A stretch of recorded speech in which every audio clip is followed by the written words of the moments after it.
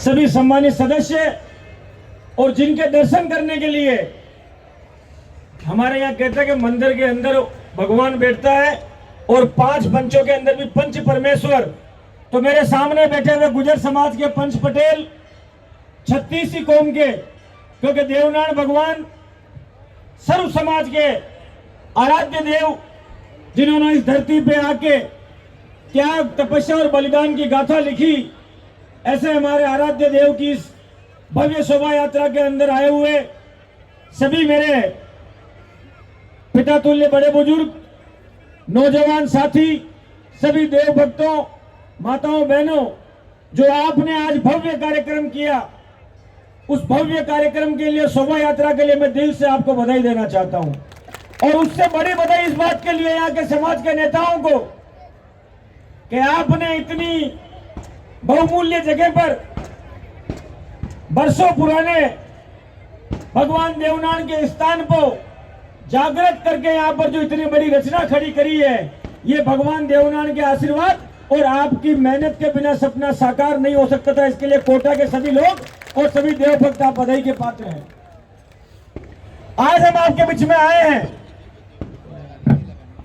बीच में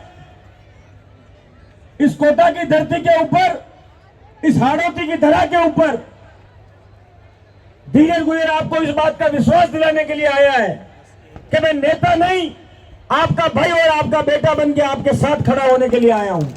ये मेरा सौभाग्य है कि इस त्याग तपस्या और संघर्ष की भूमि के ऊपर आपने मुझे अपने बीच में बुलाया, देव दरबार के दर्शन करने का मौका दिया और भगवान देवनारायण के दर्शन के साथ साथ मैंने समाज की जाजम पर ऊपर बैठे हुए इस बिरादरी के दर्शन किए। आपको सबको हाथ जोड़ के नमस्कार करता हूं। ये मेरे लिए समाज का मंच है। मोबाइल खड़े हैं कि धीरे धीरे कुछ ना कुछ जवाब देगा, जवाब देंगे वक्त आने पर, लेकिन ये समाज का मंच है। और मैंने पहले भी कहा था कि समाज के अंदर जो आदमी अपनी राजनीति के लिए समाज को इस्तेमाल करता है, वो समाज का सबसे बड़ा दुश्मन होता है। जो जात का नहीं, वो अपने बाप का नहीं। मैं आपसे कहना चाहता हूं कि अगर राजनीति करनी है तो समाज के नाम पे राजनीति मत करो, बल्कि राजनीति करके अपने समाज को मजबूत करने का काम करो। लोग विधायक बनते हैं, सांसद बनते हैं, अपनी मां के पेट से सांसद और विधायक बन के पैदा नहीं होते हैं। वो जब लोगों की आस्था उनके अंदर होती है, 36 कौम की पेटी में बटन दबता है, तब आदमी जाके सांसद और विधायक बनता है। और मैं भी यही कहता हूं कि हमको विधायक बनने का मौका मिला, पार्टी में काम करने का मौका मिला, लेकिन हमने कभी समाज के कंधों को तोड़ने का नहीं, बल्कि हमने समाज के कंधों को मजबूत करने का काम किया है। लेकिन मुझे पता है, जिस समाज में जयचंद होंगे, जिस समाज में विभीषण होंगे, उस समाज को अपनी वैभवशाली गाथा को खोना पड़ेगा। और ये आपने खुद ने देखा है कि वो गुजर समाज जिसका नाम अफगानिस्तान के राष्ट्रगान के अंदर आता है, वो गुजर समाज जिसके शासक और राजा हुए जिन्होंने हिंदुस्तान की रक्षा करने के लिए गर्दन कटवा दी, वो गुजर समाज जिसकी पन्ना दाई रूपी बेटी ने अपने बेटे की गर्दन कटवा दी लेकिन अपने राजा का मस्तक नहीं कटने दिया, वो गुजर समाज जिसका वैभव इतना अमर था कि जिसके नाम पे गुजरात का नाम गुजरात पड़ा, वो गुजर समाज डिनोटिफाई होने के बाद इस स्थिति में आ गया कि अपने बच्चे बच्चियों की नौकरी लगाने के लिए हमें सड़क पर खड़ा होकर गोली खानी पड़ी। ये ताली बजाने की बात नहीं है, ये हमारे आत्मसम्मान के ऊपर चोट है कि आजाद हिंदुस्तान के इतिहास में पहली बार कोई समाज जिसने ये सपना देखा कि मेरा बच्चा कैसे कलेक्टर बने, एसपी बने, कैसे मेरा बेटा थानेदार बने, कैसे मेरा बेटा आगे बढ़े, उसकी नौकरी लग जाए।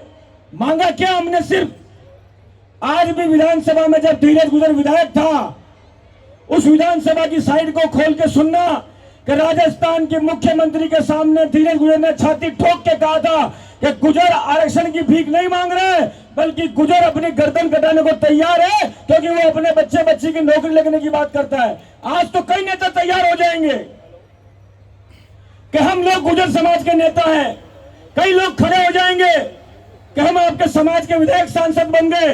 लेकिन मैं पूछना चाहता हूं कि जब बूंदी के अंदर गोलियां चल रही थी, जब हाड़ौती के बूंदी के अंदर लाशें गिरी हुई थी, तब इस कोटा से प्रहलाद गुंजल जी को जाके वहां पर कहना पड़ा कि मैं समाज का बेटा हूं, मेरी गर्दन कट जाएगी, मेरी विधायक की कुर्सी चली जाएगी, मेरी पार्टी छोड़ दूंगा, लेकिन गुजर समाज का और मेरी कौम का साथ नहीं छोड़ूंगा। उसका अगर साथ आप और हम नहीं देंगे, ये हमारी कौम को फैसला करना पड़ेगा कि कौन हमारी कौम की आवाज बन सकता है, कौन हमारी कौम को ताकत दे सकता है। मैं सांसद बनूं, मैं विधायक बनूं, मैं नेता बनूं, मैं मंत्री बनूं, और उसके बाद समाज को क्या दूं बदले में? कुछ नहीं। लड्डू और पेड़े देने से समाज मजबूत नहीं होगा, भाषण देने से समाज मजबूत नहीं होगा। अगर धीरज गुजर आज समाज की बात करता है, आरक्षण की बात करता है, आरक्षण की लड़ाई की बात करता है, तो चाहे मैं एनएसयूआई का अध्यक्ष था, तब जयपुर की जेल में 6-7 दिन तक बंद रहकर आया, चाहे भिलवाड़ा में हमने आंदोलन किया, उसके मुकदमे हमारे ऊपर आज चल रहे हैं, तो हमने संघर्ष किया है। इसलिए हम संघर्ष की बात करते हैं, समाज की एकता की बात करते हैं। हम अपनी राजनीति के लिए समाज को टूटने नहीं देंगे, हम अपने आगे बढ़ने के लिए समाज के टुकड़े नहीं होने देंगे। हमारे टुकड़े हो जाएंगे, लेकिन आपके सपनों को टूटने नहीं देंगे। हम लड़ाई किस बात की लड़ रहे हैं? जहां पर जाते हैं की बात कहते हैं कि अभी गुजर समाज का सपना अधूरा है। कर्नल तेरा सपना अधूरा, गुजर समाज उसे करेगा पूरा। आरक्षण मिल गया, लेकिन 24 घंटे उस पर तलवार लटकी रहती है। आज भी हमें डर रहता है कि हमारी 1% की नौकरियां, बच्चे संघर्ष करते हैं, सड़कों पे उतरते हैं, उनको डर लगा रहता है कि हमारी नौकरी को खा जाएंगे, हमारा सपना चूर चूर हो जाएगा। हम बातें कर रहे हैं छात्रावास बनाने की, मंदिर बनाने की, एकता की, सामाजिक रूप की, लेकिन हमारे आरक्षण पे अगर खतरा आ गया तो समाज के चेतन अपनी कुर्सी बचाने के लिए आरक्षण को और समाज को गिरवी रख देंगे, उनके मुंह से आवाज नहीं निकलेगी। मैं आपको इसलिए कह रहा हूं, अभी 9वीं अनुसूची में जब तक हमारे आरक्षण का नाम नहीं आ जाता है, जब तक 9वीं सूची में हमारा आरक्षण नहीं जुड़ जाता है, तब तक आपका और हमारा सपना अधूरा है। हम लड़ाई इसलिए लड़ रहे हैं, हाड़ौती और मेवाड़ के अंदर गुजर समाज को जगाने का काम चाहे प्रहलाद गुंजर करे, चाहे धीरज गुजर करे, हम अपने लिए नहीं कर रहे हैं। मेरी विधानसभा के अंदर तो 20,000 वोट गुजरोगे, लेकिन धीरज गुजर 36 कौम की सेवा करके सबको साथ लेकर चलने का प्रयास करता है। लेकिन मैंने पहले भी कहा था कि इन रगों के अंदर गुजर का खून और गुजरी का दूध है, वो धीरज गुजर कर्जा चुकाएगा उस समाज का जिसका समाज है मैंने जन्म लिया, हमने जन्म लिया। आज आपके पास, आपके बीच में आया, लेकिन आपका मैंने कोई काम किया हो नहीं किया हो, लेकिन आप ये मान के कि हमारा समाज का बेटा हमारे बीच में आया है, आप सम्मान करने के लिए ताली बजाते हैं, जिंदाबाद लगाते हैं, माला फूल पहनाते हैं। तो नेता की जिम्मेदारी बनती है, पद और कद से नेता नहीं बनते हैं। नेता बनते हैं संघर्ष से, नेता बनता है लोगों की आवाज बनके, नेता बनता है लोगों के लिए लड़ाई लड़के।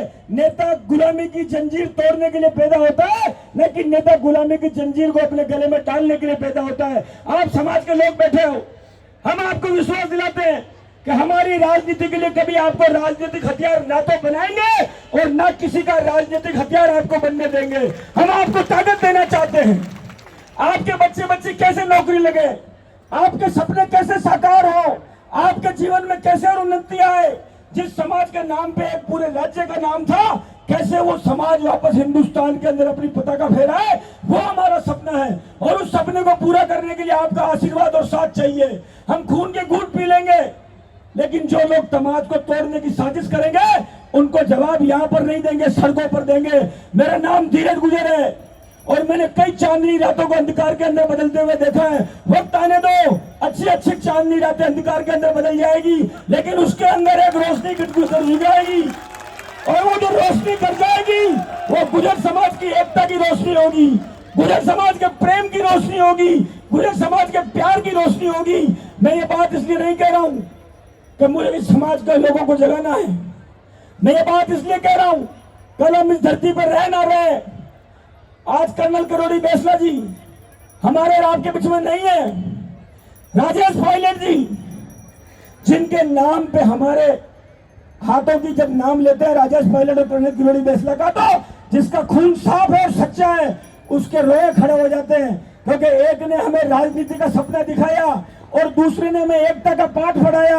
वो एकता अगर हमारे समाज में नहीं होगी, लोग कहते हैं कि राजनीति क्यों चाहिए। आज आप सोचो, जन्म से लेके मरण, मरण से लेके परण तक हर स्तर पे आदमी को राजनीति की जरूरत पड़ती है। जब तक सामाजिक एकता और राजनीति, आर्थिक सशक्तिकरण, शिक्षा की चेतना और जागरूकता और सामाजिक बंधन हमारे नहीं होंगे, तब तक आप लोगों का गौरवशाली इतिहास वापस लौट के नहीं आएगा। इसलिए मैं कहता हूं, उठो, लड़ो, एक हो जाओ, एक दूसरे का हाथ पकड़ के तब तक लड़ते रहो जब तक आपका लक्ष्य आपको नहीं मिल जाए। कर्नल किरोड़ी बेसला का सपना अधूरा है और उसको पूरा करने के लिए कल हम रह ना रहे, लेकिन हमारी आने वाली पीढ़ी तैयार होनी चाहिए कि मर जाएंगे लेकिन गुर्जर समाज को 9वीं आरक्षण की अनुसूची में डलवा कर रहेंगे। ये संकल्प हमें देवनारायण के नाम पर लेना होगा। आप सबने यहाँ पर बुलाया, भगवान देव दरबार के दर्शन करने का मौका दिया। आप सबको धन्यवाद। राम राम, जय हिंद, जय भारत।